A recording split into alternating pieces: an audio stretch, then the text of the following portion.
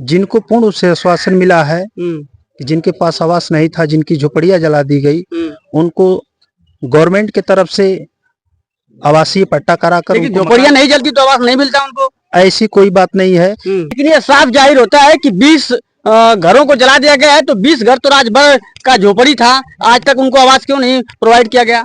नमस्कार साथियों, मैं हूं अरविंद और आज हमारी उपस्थिति है विधानसभा जखनिया और ग्राम सभा पारा में।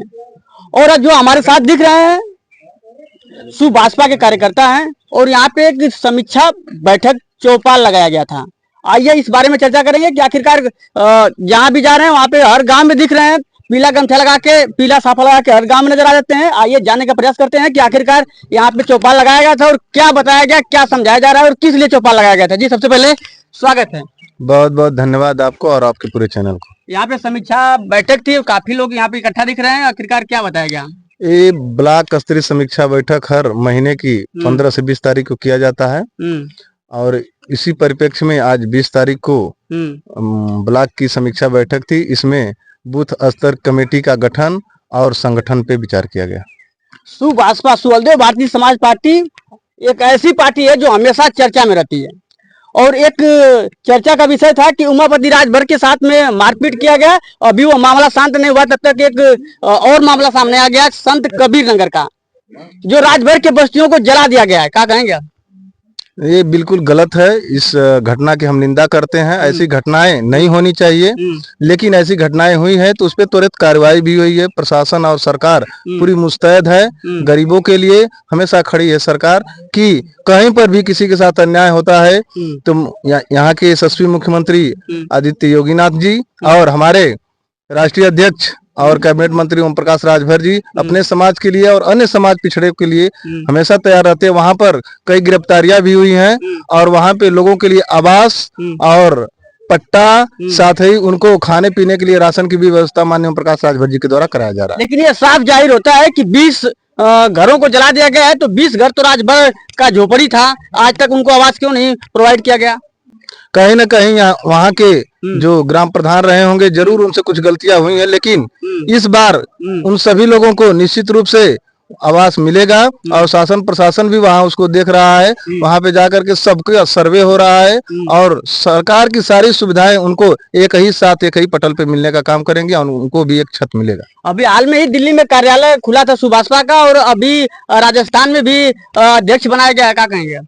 पार्टी देखें, पार्टी रात दिन दुगनी और रात चौगुनी बढ़ रही है।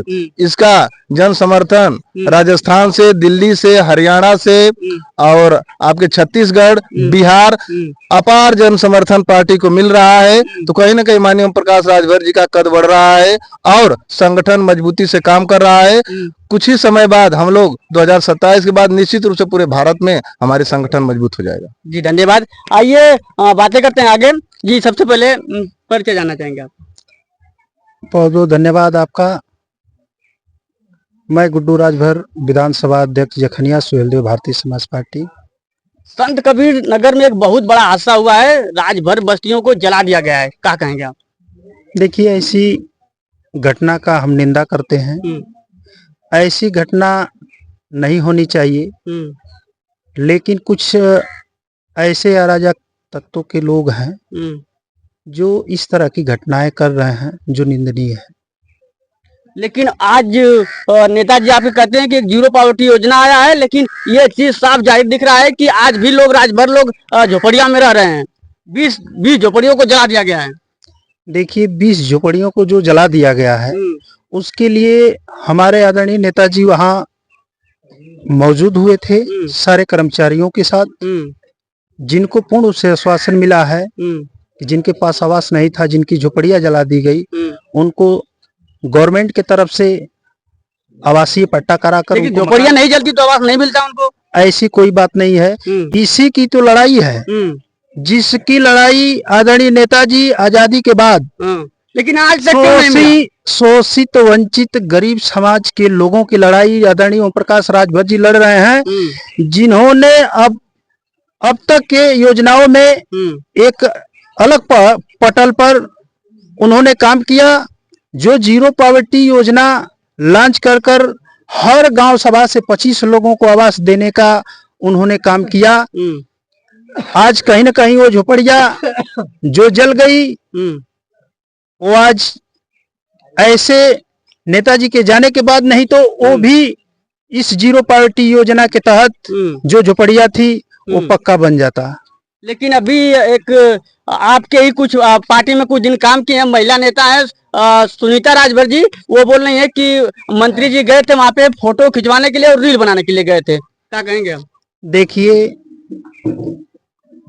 ऐसे नेताओं की हम निंदा करते हैं जिनको चलना अंगुली पकड़कर माननीय ओम प्रकाश राजभर जी सिखाए, वही लोग नेताजी पे उंगली उठा रहे हैं। अच्छा।